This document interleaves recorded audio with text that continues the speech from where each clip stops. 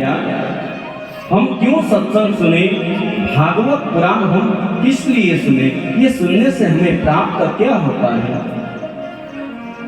सत्संगमं चलवते पुरुषो यदा वे, सत्संग कब प्राप्त होता है, कोई पुरुष को, कोई स्त्री को, कोई नारी को। अज्ञान हेतु कृत मोह मदान्धकार, नासं विदाय हि तदो दयते विवेक। ये सत्संग सुनने से, श्रवण करने से क्या प्राप्त होता है मनुष्य को, तत्का अज्ञान रूपी अंधकार जो है वो नाश हो जाता है। अज्ञान हेतु कृत मोह, जो हम लोग का जीवन में अज्ञान रूपी अंधकार हम लोग का हृदय में बैठा हुआ है, हम लोग को भागवत श्रवण करते ही, कथा श्रवण करते ही हम लोग का उस अज्ञान रूपी अंधकार नाश हो जाता है। अज्ञान हेतु कृत मोह, जो मोह माया मात्सर्य हम लोग के अंदर बैठा है, वो तत्काल क्या हो जाता है, नाशम। वेद व्यास जी कहते हैं क्या हो जाता है, नाश हो जाता है।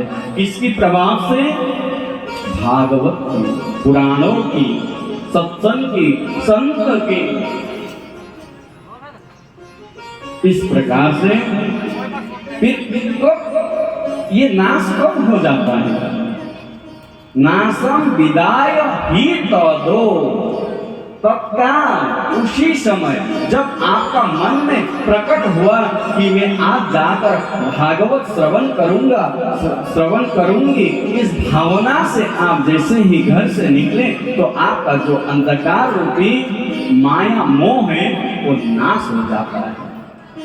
तो मिलता है क्या, क्या मिलता है, विवेक, ज्ञान, विवेक। हम लोग का जो सोचने का क्षमता है वो एक मन से हम लोग विचार करते हैं और एक विवेक से। मन तो न जाने कहां कहां चला जाता है, लेकिन विवेक कहता है ऐसा नहीं। आपको कहां जाना है, सत्संग में जाना है, अच्छा कर्म करना है, सत्संग करना है, सत्कर्म करना है। कौन कहता है, विवेक। इसलिए क्या करना चाहिए, सत्संग श्रवण करना चाहिए, पुराण में जाना चाहिए, कथा श्रवण करना चाहिए। दयते विवेक क्या देता है सत्संग, पुराण क्या देता है, बोलिए ना, राधे राधे। विवेक, ज्ञान, दयते विवेक। इसलिए हमें बार बार क्या सत्संग सुनना चाहिए, भागवत में जाना चाहिए। जीवन में एक बार श्रवण करने से नहीं होता। तो भक्तगण, जिस प्रकार से हम अपने घर में जब कूड़ा कचरा भरा रहता है तो झाड़ू लगाकर क्या करते हैं, उसे साफ कर देते हैं। न जाने हमारे जीवन में भी इतना काम, क्रोध, लोभ, मोह, मात्सर्य ये भरा हुआ कहाँ है, मन में है, क्या है, कूड़ा कचरा है, भरा हुआ है। उसे नाश करने के लिए कौन है, झाड़ू रूपी सफाई करने वाला कौन है, सत्संग, भागवत है, पुराण है। कोई हमारा मन का, बाहर का कूड़ा कचरा तो झाड़ू वाला साफ कर देता है अथवा झाड़ू साफ कर देता है, लेकिन मन का करेगा कौन, मन का कूड़ा कचरा साफ करने वाला कौन है, कि भगवान की जो वाणी है, कथा है, सत्संग है। इसीलिए गोस्वामी तुलसीदास जी बार बार कहते हैं, हो बिनु सत्संग विवेक न होई,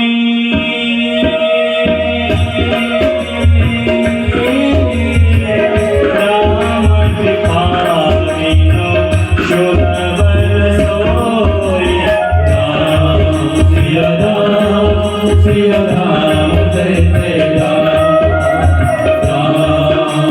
Ram, Jai Ram,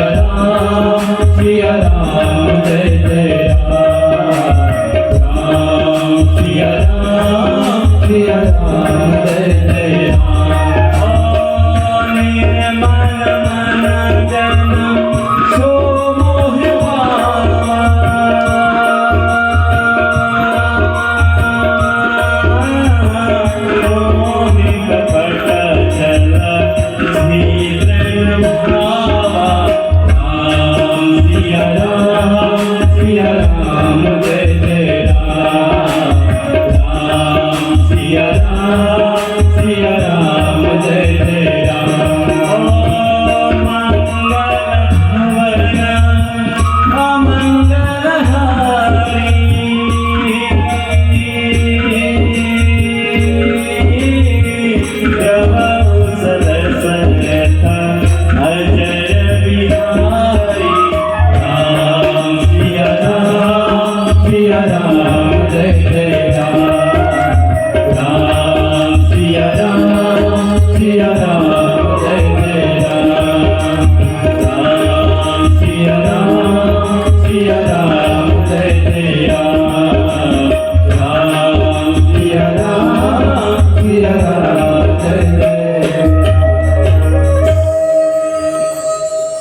इस प्रकार से गोस्वामी तुलसीदास जी कहते हैं, बिनु सत्संग विवेक न होए। जीवन में अगर अपने विवेक को जागृत कराना हो, विवेक को उदय कराना हो, ज्ञान प्राप्त कराना हो, तो क्या करना चाहिए? सत्संग, भागवत पुराण संतों के साथ जाकर बैठना चाहिए, सुनना चाहिए। भगवान की कीर्तन सुनना चाहिए, भगवान की कथा सुनना चाहिए, सुनाना चाहिए, तभी भगवान की कृपा हो। तो भक्तगण, कल भी हम लोग श्रवण कर रहे थे कि कौन? भीष्म पितामह सूत जी महाराज शौनकादि 88,000 ऋषियों को एक साथ बिठाकर नैमिषारण्य क्षेत्र में कह रहे थे कि सूत जी महाराज भीष्म पितामह भी बाण की सैया में सोते हुए किसको याद किए थे? भगवान द्वारिकाधीश। भगवान द्वारिकाधीश को कहते हैं, हे भगवान, विवेक मेरा मति इति मति रूप कल्पिता वृत्तिष्ठा। मेरा मति, मेरा विवेक, मेरा ध्यान आपकी तृष्णा से व्याकुल था। मैं बाण के सैया में सोया हुआ, मेरा रक्त शरीर से निकल रहा था, लेकिन मेरा मति, मेरा विवेक, मेरा ध्यान एक ही था कि प्रभु आप कब मुझे दर्शन दोगे। आपके दर्शन के लिए मेरा मति व्याकुल था। इति मति रूप कल्पिता तृष्णा। किसके लिए तरसना चाहिए? किसके लिए? भगवान को, भगवती को, सत्संग को, सज्जन को, साधु को पाने के लिए। तो इसी प्रकार से भीष्म पितामह बाण के सैया में सोते हुए भगवान को पुकार कर रहे हैं, अगर भगवान मेरा ये मति आपको ही पहले दे दिया होता तो एक कौरव पक्ष में जाकर मैं अधर्म के साथ युद्ध करना मुझे नहीं पड़ता। लेकिन मेरा मति, मेरा विवेक, मेरा वाणी मैंने किसको दिया था? कौरवों को। उस सिंहासन को दिया था, आपको नहीं दिया था। इसलिए मुझे आज बाण की सैया में सोने की भगवान आप सामने हैं, तो मेरा मति ले लीजिए और मुझे दीजिए सद्गति। भक्तवत्सल भगवान की। इस प्रकार से सूत जी महाराज खूब सुंदर शौनकादि 88,000 ऋषियों को नैमिषारण्य क्षेत्र में दिव्य कथा श्रवण करा रहे हैं। तो भक्तगण आगे जाकर भगवान भी द्वारिका चले जाते हैं। माता कुंती, 5 पांडव, द्रौपदी स्वर्ग रहन के लिए स्वर्ग की ओर निकल पड़ते हैं और राजा परीक्षित का जन्म होता है। जन्म होते ही वो भगवान को ढूंढने लग जाते हैं। जन्म नाम राजा परीक्षित का विष्णुराज है। क्या? विष्णुराज जन्म नाम परीक्षित का। लेकिन जब वो हर तरफ चारों ओर घूमने लगता है कि मुझे जो भगवान ने गर्भ में आकर रक्षा किए थे वो भगवान कहाँ हैं? इस प्रकार से जब देखने लगे तो उनका नाम रहा परीक्षित, दूसरे को देखकर परीक्षित, दूसरे को देखकर भगवान को ढूंढ रहे हैं। कौन? राजा परीक्षित, विष्णुनाथ। तो जैसे ही उन लोग राजा परीक्षित को सिंहासन में बिठा दिए, राजा घोषित कर दिए और 5 पांडव स्वर्गारोहण के लिए निकल पड़े। राजा परीक्षित विचार करने लगे कि मेरे पूर्वज तो चले गए स्वर्ग की ओर, लेकिन मैं अपना राज्य को देखूं, मेरा राज्य कितना बड़ा है। तब लगभग द्वापर का अंत था, कली का प्रवेश होने का समय था। उस समय राजा परीक्षित सिंहासन में थे 5 पांडवों के। तो उस समय में ऐसा प्रभाव था, तप सोचम दया सत्यम मिति पाल कृतेकताः। तप नहीं था, दया नहीं था, दान नहीं था, सत्य का सब क्षमा का ये क्या हो रहा था? छीण हो रहा था, कमजोर। तो क्या हुआ? जब राजा परीक्षित अपने राज्य को देखने के लिए निकल पड़े, तो उस समय में घूमते घूमते एक स्थान में ऐसे जगह पहुंच गए जिस स्थान में एक बैल एक पैर से खड़ा है और एक गौ माता रो रही है और एक काला भेषधारी मूसल लेकर उस गौ को और बैल को पीट रहा है, मार रहा है। राजा परीक्षित ने किया, खबरदार, मेरे राज्य में ऐसे अधर्म व्यक्ति कौन है जिसने गौ और बैल को मारा एक साथ? ऐसा अधर्म व्यक्ति कौन है मेरा राज्य में? विचार किए, मैं आज उसे नहीं छोड़ूंगा। क्यों? गौ साक्षात धरणी धरित्री है, गौ हमारा माँ है। गौ है तो हम लोग हैं, गौ नहीं है तो हम लोग भी नहीं है, प्रकृति भी नहीं है। इसलिए हम लोग को गौ अनिवार्य रखना चाहिए, गौ का पालन पोषण करना चाहिए।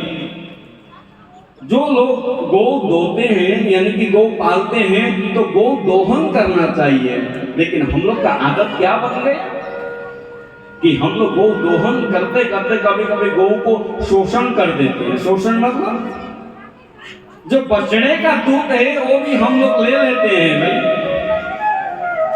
तो बछड़े का गौ में 4 स्तन रहता है, उसमें 2 ही हम लोग के लिए जो सेवा करता है और 2 अपने बच्चे के लिए है, उसे नहीं लेना चाहिए। तो भक्तगण, इस प्रकार से राजा परीक्षित विचार करने लगे कि मेरा राज्य में ऐसा दुष्ट पापी जो गौ और बैल मतलब धर्म है, साक्षात धर्म का स्वरूप है बैल, गोरु। जो बैल है वो क्या है? धर्म का स्वरूप। और जो गौ है वो साक्षात धरणी धरित्री माता। तो ऐसा कौन है? जैसे ही राजा परीक्षित ने अपने बाण को उठा लिया और अनुसंधान किया कि मैं आज इस दुष्ट पापी को नहीं छोड़ूंगा, जैसे ही छोड़ने लगे तो वो काला जो भेषधारी था मुसल लेकर बैठा हुआ, वो आकर परीक्षित जी के चरण में बैठ गया। हे भगवान, मुझे माफ कर दीजिए। क्यों? क्योंकि प्रभु, मैं जहां भी जाता हूं मुझे हर जगह से मुझे भगा देते हैं, लेकिन मुझे लगता है कि मेरा समय आ गया है, कम से कम मेरे समय में तो कहीं मुझे स्थान मिले। तो राजा परीक्षित कहते हैं, हो तुम कौन, कहां से आए और कहां कहां गया तुम, ये बताओ। तो हे राजन, मैं जानता हूं कि जो भी चरण में शरण ले लेता है उसे जितना भी बड़ा अपराधी हो उसे माफ कर देना चाहिए। एक बार के लिए अवश्य माफ कर देना चाहिए, क्योंकि भूल तो मनुष्यों से ही होता है, अन्य पशु प्राणी से भूल नहीं होता है। भूल किससे होता है? मनुष्य से। उन लोग तो पशु हैं, उन लोग क्या जानते हैं, लेकिन मनुष्य से भूल होता है। एक भूल हो जाते ही उनको अपराधी मत मानिए। अगर वो शरण ले लेता है, क्षमा याचना मांग लेता है, तो उसे माफ कर देना चाहिए। ये कर्तव्य है मनुष्य का। तो राजा जैसे ही इस प्रकार की वाणी श्रवण किए तो कहते हैं कि तुम्हें मैं 4 स्थान देता हूं, जाओ बैठ जाओ। कहाँ? द्यूतं पानं स्त्रिया सुना यत्र धर्मश्चतुर्विधा। जाओ, अभी तो कलयुग आ रहा है, तो आप जाकर कहाँ? द्यूतम। द्यूतम मतलब जो जहां पर जुआ खेलते, द्यूत क्रीड़ा, जहां पर जुआ, यानी कि मान लीजिए आप जहां पर ताश खेल होता है अथवा कोई शर्त की खेल होती है, पैसा दे देकर जो लोग खेलते हैं उसमें कली का वास है। क्यों? उनको एक बार खेलने के बाद रोज खेलने का मन होता है, क्योंकि कली बैठा हुआ है। वो कली कभी भी अच्छा कर्म करने के लिए साथ नहीं देता है। अगर आप एक बार बुरा काम करोगे तो उसे रत लगा देता है, उससे आप छूट नहीं पाते। इसलिए द्यूतम, ये जुआ खेल ठीक नहीं है। मान लीजिए कई लोग तो ऐसे भी हैं कि जुआ खेलते खेलते अपना खाली हो गया, दोस्तों का भी खाली हो गया, फिर घर तोड़ा, रात बीत गया, लेकिन उसे पता ही नहीं चला भाई सुबह कब हुआ। बोलिए तो राधे राधे। ऐसे है ना जगत में कोई। क्यों? क्योंकि उस स्थान पर कली बैठा हुआ है। अब होगा ना, अब होगा ना, अब मिलेगा ना। जुआ कभी नहीं हुआ। तो जुआ द्यूतम, जुआ खेल खेलना ठीक नहीं है, इसको छोड़ देना चाहिए। फिर पानम, पानम मतलब मतलब मदिरा पान। जिसने जीवन में एक बार मदिरा पान कर लिया उसे फिर पीने का मन होता है।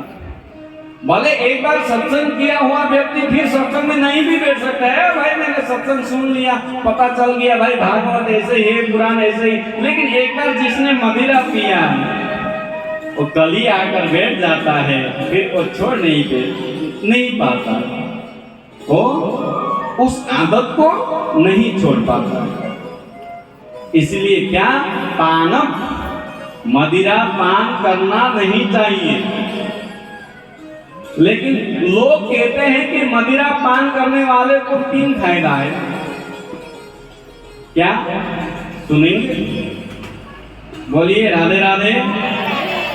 क्या क्या फायदा है भाई? एक तो वो बूढ़ा नहीं होता, दूसरा उसका घर में कभी चोरी नहीं होता,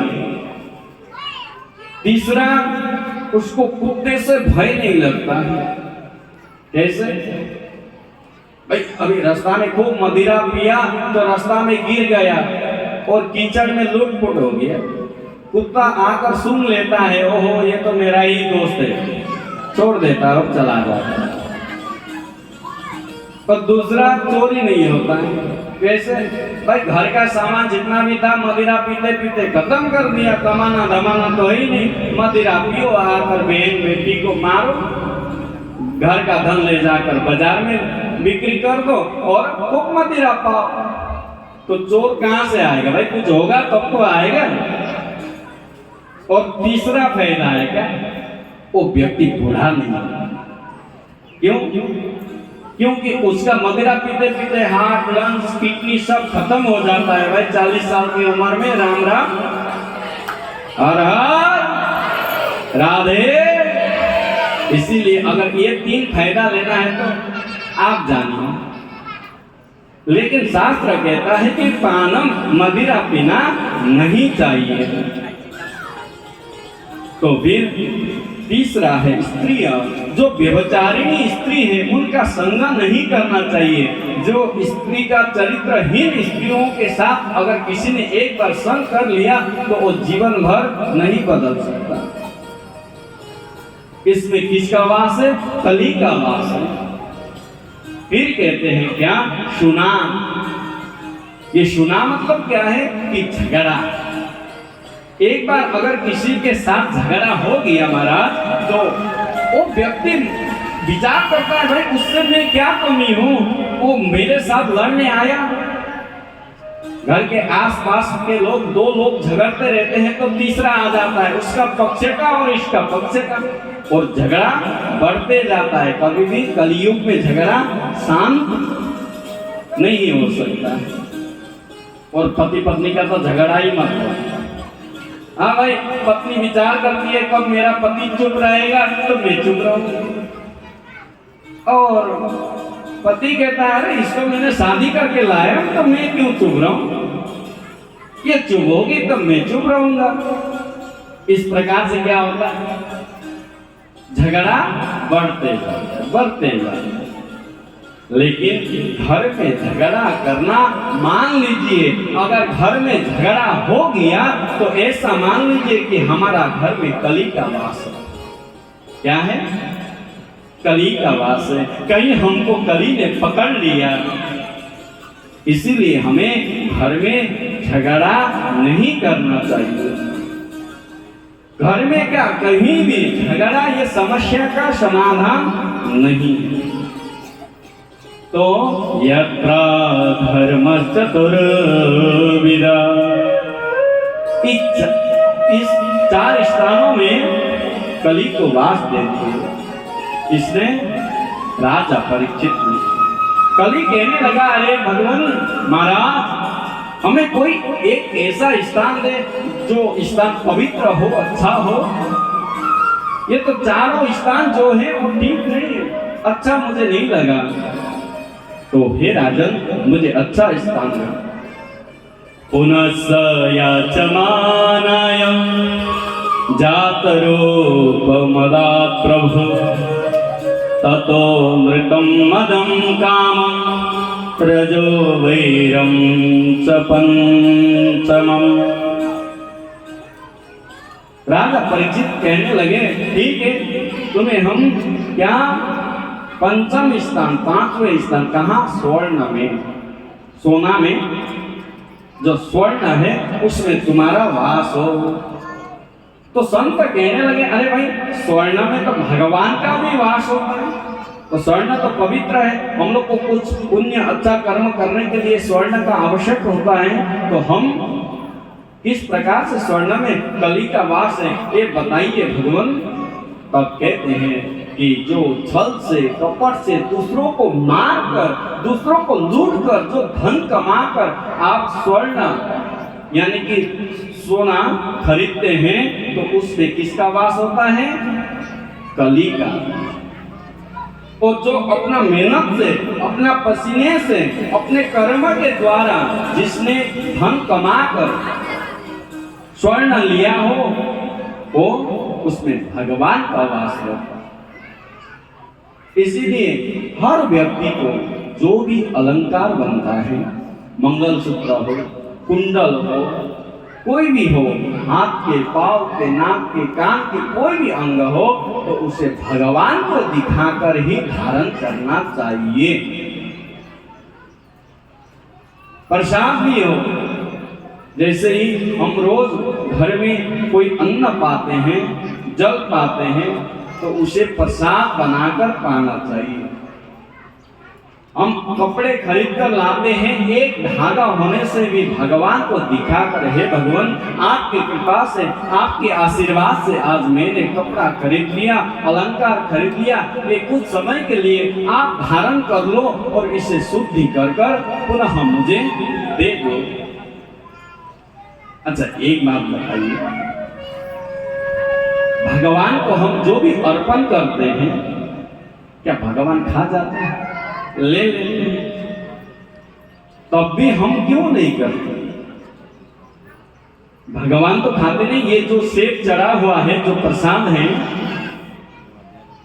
ये तो भगवान लेंगे नहीं, लेकिन भगवान को दिखाकर हम लोग ही लेते हैं। तब भी हम लोग को इतना दिक्कत लगता है कि भाई हम भगवान को नहीं दिखा सकते, भगवान को भोग नहीं लगा सकते। हर वस्तु, हर अलंकार, हर अन्न प्रसाद भगवान को दिखाकर खाना चाहिए, भगवान को देखकर खाना चाहिए, भगवान का नाम लेकर। क्यों? गीता में भगवान कहते हैं श्री कृष्ण, अन्नम ब्रह्म रसो विष्णु भोक्ता देवो महेश्वर एवं प्रपठित्वा तो अन्न दोष न विद्यते। भगवान कहते हैं हे अर्जुन, अन्नम ब्रह्मा, जो अन्न है वो क्या है? ब्रह्मा का स्वरूप है। रसो विष्णु, जो अन्न के, जो चावल के अंदर एक रस हो जाता है पकने के बाद, तो वो कौन है? विष्णु, रसो विष्णु। और जो हम लोग खाते हैं, जो पाते हैं, वो क्या है? भोक्ता देवो महेश्वर। भगवान शंकर जी हैं, भगवान शंकर जी ही स्वरूप में हम लोग पाकर उपज जाता है। और जिसने भगवान का नाम बिना लिए खाया है तो वो भोजन, वो प्रसाद सड़ जाता है। क्यों? क्योंकि भगवान के जो सृष्टि करता है, पालन करता है, श्रृंगार करता है, उनको हमने स्मरण नहीं किया, मंत्र नहीं जानते हैं, कोई बात नहीं, लेकिन भाव में, मन में ऐसा हो, हे भगवान आपकी कृपा से आज मैं अन्न पा रहा हूं, आपने दिया हुआ वस्तु है कि मैं क्या अर्पण कर सकता हूं आपको? कुछ भी, मेरे पास कोई शक्ति नहीं है आपको देने के लिए, आप ही ने दिया हुआ वस्तु मैं आपको अर्पण कर रहा हूं भगवान। तदीय वस्तु गोविंदम तुभ्यमेव समर्पये गृहाण सुमुखो भूत्वा प्रसीद परमेश्वरः। हे ईश्वर, हम लोग जब भोग लगाते हैं तो इस मंत्र को पाठ करते हैं। इस मंत्र का अर्थ क्या है? इस मंत्र का अर्थ है त्वदीय वस्तु गोविंदम। हे भगवान, ये जो सेब है, जो अन्न है, जो दाल है, जो सब्जी है, जो भी प्रकृति के द्वारा आपने दिया हुआ वस्तु है, ये मेरा नहीं है। त्वदीय वस्तु गोविंदम, हे गोविंद, आपने दिया हुआ वस्तु है। तुभ्यमेव समर्पये, मैं तो केवल अपना भक्ति के साथ में आपको अर्पण कर रहा हूं। आप ही का वस्तु आप ही को अर्पण कर रहा हूं। देखिए, ध्यान देने की बात है, आपका वस्तु आपको ही अर्पण कर रहा हूं, ये मेरा नहीं है। तो अर्पण क्या किया आपने? फिर गीता में जाइए, भगवान कहते हैं पत्रम पुष्पम फलम तोयम एमे भक्ति प्रयच्छति। आप कुछ भी अर्पण कीजिए, सोना चांदी हीरा मोती, एक थोड़ा सा जल, थोड़ा सा फल, थोड़ा सा पत्र, कोई भी पुष्प, कोई भी आप अर्पण कीजिए, लेकिन मुझे चाहिए क्या? ये वस्तु तो भगवान ने ही दिया हुआ है, लेकिन चाहिए मुझे एमे भक्ति। मुझे क्या चाहिए? भक्ति चाहिए, आपका भाव चाहिए, आपका समर्पण चाहिए, आपका त्याग चाहिए, आपका विश्वास चाहिए। मुझे चाहिए क्या? भक्ति। तो इस प्रसाद में बहुत शक्ति होता है भक्तगण। भगवान, देखिए, भगवान ने प्रकृति के माध्यम से हम लोग को जीवन में जो जो अन्न चाहिए वो भगवान ने सब तैयार रखे, एक ही नहीं, विचार कीजिए। लेकिन हम लोग कभी कभी विचार करते हैं कि भगवान सृष्टि करने भगवान को आता नहीं है। जो अगरबत्ती है उसे थोड़ा बाहर रखिएगा दिखाकर। तो हम लोग, कोई कोई मनुष्य है, भगवान ने बनाया हुआ वस्तु में वो संतुष्टि है ही नहीं। कहता है भाई कि भगवान ने कैसा सृष्टि कर दिया, कैसा ये संसार को रच दिया। जिस प्रकार से एक व्यक्ति ऐसे ही घूम रहा था, बगीचा में घूम रहा था, घूमते घूमते उसको खूब गर्मी लगी, एक आम के पेड़ के नीचे सो गया। ध्यान दीजिए, राधे राधे। वो व्यक्ति भगवान को दोष देता था। आम के पेड़ के नीचे सो गया, वहां छाया, ऊपर देखा, आम के छोटे छोटे दाने लगे थे। अभी आम का सीजन है ना, थोड़ी देर बाद तो दाने लगे थे, हंसने लगा, ये क्या है, भगवान का सृष्टि क्या है। देखो इतना बड़ा पेड़ है और इतना छोटा छोटा फल लगाया हुआ, और तरबूज, कद्दू, फरसी, लौकी इतने छोटे छोटे टेनी होते हैं, लेकिन उसमें इतना बड़ा बड़ा फल लगा दिया। भाई भगवान का क्या, भगवान जानते नहीं, इतना बड़ा पेड़ है और इतना छोटा सा, और इतने छोटे छोटे टेनियां हैं, उसमें बड़े बड़े कद्दू, लौकी, तरबूज। तो थोड़ी देर बाद में क्या हुआ, उस आम का एक दाना, ऊपर से आम का फल गिर कर उसका नाक में लग गया, तो नाक तो लाल हो गया। तब याद आया, ओहो भगवान ने जो किया है ठीक ही किया। अगर इस आम के वृक्ष में अगर तरबूज होता, लौकी होता और कद्दू होता तो मेरा नाक क्या होता। राधे राधे। तो इस प्रकार से हम लोग नहीं जानते कि भगवान हमें किस प्रकार से कल्याण करना चाहते हैं। हम लोग केवल भगवान को दोष दे देते हैं कि हम इतनी पूजा पाठ, यज्ञ, अनुष्ठान, व्रत, जप, तप, योग, साधना करते हैं, तब भी हमें ही दुख जीवन में क्यों है। उस दुख में भी भगवान की कृपा उसमें छिपी हुई है, लेकिन हम लोग को दिखाई नहीं देता।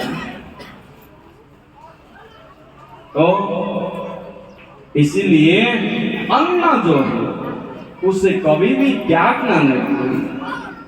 अपने हमारे माँ, बहन, बेटी कितना कष्ट से उस अन्न को बनाकर हम लोग के लिए तैयार करते हैं, लेकिन हम लोग आधा खाकर आधा त्याग देते हैं। उनको अन्न का श्राप लग जाता है, एक दिन वो बिना खाए मर जाना पड़ता है।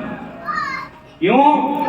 शिव महापुराण में वर्णन है क्या कि सत्य युग में योग के बल पर लोग जीवित रहे थे, इसीलिए त्रेता युग में तप के बल पर लोग जीवित रहते थे। द्वापर युग में अस्थिगत प्राण, अरे द्वापर, त्रेता और सत्य में ऋषि मुनि लोग हजार हजार वर्ष तक तप करते थे। कैसे करते थे बिना खाए?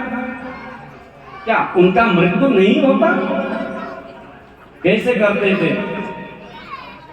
क्योंकि शास्त्र कहता है, शिव महापुराण में वर्णन है कि अस्थिगत प्राण, उस समय में, उस युग में प्राण जो है वो था, अस्थि मतलब हड्डी, हड्डी में प्राण रहता था। जब तक हड्डी है तब तक प्राण है, और जैसे ही हड्डी सड़ जाता था तो प्राण भी निकल जाता था। और कलियुग में प्राण किसमें है? अन्नागत प्राण। कलियुग में प्राण है किसमें? बताइए ना। राधे राधे। अरे भाई सुबह शाम को खाना न मिले तो चेहरा कैसा हो जाता है, लटक जाता है।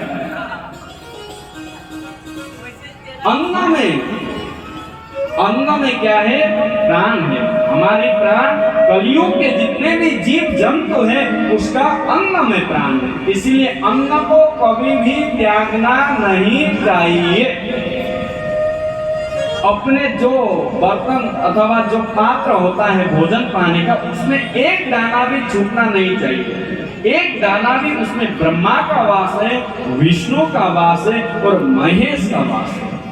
जिसने गीता पढ़ा हो, जिसने सत्संग सुना हो, जिसने भागवत का पाठ किया हो, वो जीवन में कभी भी अन्न का त्याग नहीं किया।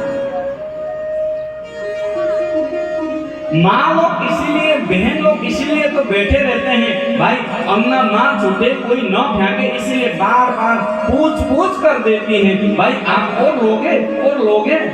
अरे फेंकना ही था तो एक साथ में डाल दो 4 रोटी, सब्जी दे दो 1 कढ़ाई और खाओ मजे से, जितना पाना है पा लो।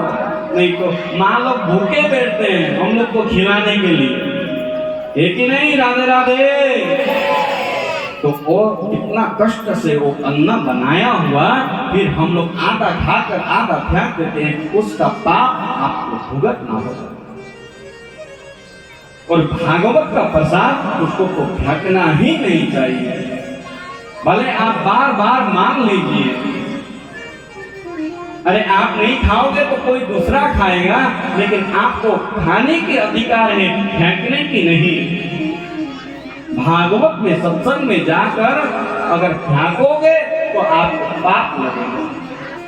इसलिए हमारे आश्रम में साधु संत लोग एक दाना भी छूटने नहीं देते थे। पाओ मन भरकर, छोड़ो ना कण भरकर। पाओ मन भरकर, जब तक अपना पेट भरा नहीं है तब तक पाते रहो, लेकिन छोड़ो ना एक कण भी। इसलिए अन्न को त्यागना नहीं चाहिए, भोजन प्रसाद बनाकर पाना चाहिए। भोजन प्रसाद बनाकर, जिस प्रकार से मान लीजिए कितना भी बीमार लोग, किसी को शुगर है, किसी को प्रेशर है, किसी को कुछ है ना, कुछ ना कुछ तो समस्या है आप लोगों को, हम लोगों को है ना इस जीवन में। लेकिन आपको कितना भी समस्या हो, अगर कोई व्यक्ति ये कहे कि ये भाई ये सेब नहीं है, ये क्या है, प्रसाद है, तो वो एक न एक पाएगा ही। अगर आप सेब बताकर दे दोगे वो नहीं भी पा सकता है। ये लड्डू जो है ये मिठाई खाओ खाओ बोलने से नहीं खाएगा, लेकिन ये इसी मिठाई को भगवान को भोग लगाकर प्रसाद बनाकर दो तो जितना भी बीमार हो वो भगवान की भक्ति के लिए थोड़ा सा पाप ले लेता है कि नहीं? इसलिए क्या बनाना चाहिए? प्रसाद। हम लोग कैसे हैं पता है ना? हम लोग का क्या है ना, हम लोग विचार करते हैं उसी प्रकार से कि हम लोग जानते नहीं, हम लोग ज्यादा चालाक हो गए, चतुर हो गए। भाई सेब को सुधार लेते हैं और ऊपर से मीठा नहीं हुआ बोल के नमक डाल दो। वो नमक है हमारा रोग। जो शुगर है भाई, जैसे कि केले काट देते हैं फिर नमक डाल के खाते हैं भाई, स्वाद के लिए, जीत के लिए, वो है रोग। भगवान को पता है भाई गन्ना में कितना मीठा होना चाहिए, सेब में कितना मीठा होना चाहिए, अमृत में कितना मीठा होना चाहिए। भगवान ने उसे उस अमृत में, उस गन्ने में मीठा ढालकर इस संसार में भेज दिए हैं, तब भी हम लोग को विचार आता है कि मीठा नहीं हुआ। ऊपर से डालो खाओ तो वो क्या है? रोग है। भगवान अगर नहीं जानते तो फिर मीठा अधिक होने से तीता फल भी बना दिए, कड़वा भी बनाए हैं, है कि नहीं? तो इसलिए हम लोग को विचार करना चाहिए, जो प्रकृति का फल है, प्रसाद है, वो भगवान की सृष्टि है, उसके ऊपर फिर अपना बुद्धि लगाकर अगर हम लोग चाट बना के खा लेंगे ना तो वो क्या होता है? रोग। पहले के लोग रोगी नहीं होते थे, उन लोग का दांत हिलता नहीं था, उन लोग बड़े बड़े गन्ने, गन्ना मतलब कुइया, जानो हमसे है बुझनो बाको से नहीं नमस्कार, राधे राधे। गन्ने लेकर दांत से तोड़ तोड़ कर खाते थे। अभी के बच्चे खाकर दिखा नहीं खाता। इसीलिए भगवान जो देते हैं, जो बन जाता है उसी को पाना चाहिए खुशी से उसमें। और हम लोग अपना बुद्धि लगाकर मीठा ढालने लग जाए तो हो गया राधे। इस तो प्रकार ले खूब सुंदर वर्णन गर्नु हुन्छ के हुन्छ कि प्रसाद तुम ही निवेदिन भोजन करहि, तुम ही निवेदिन भोजन करहि, प्रभु प्रसाद पठभूषण धरहि, प्रभु प्रसाद भूषण धरहि, तुम ही निवेदिन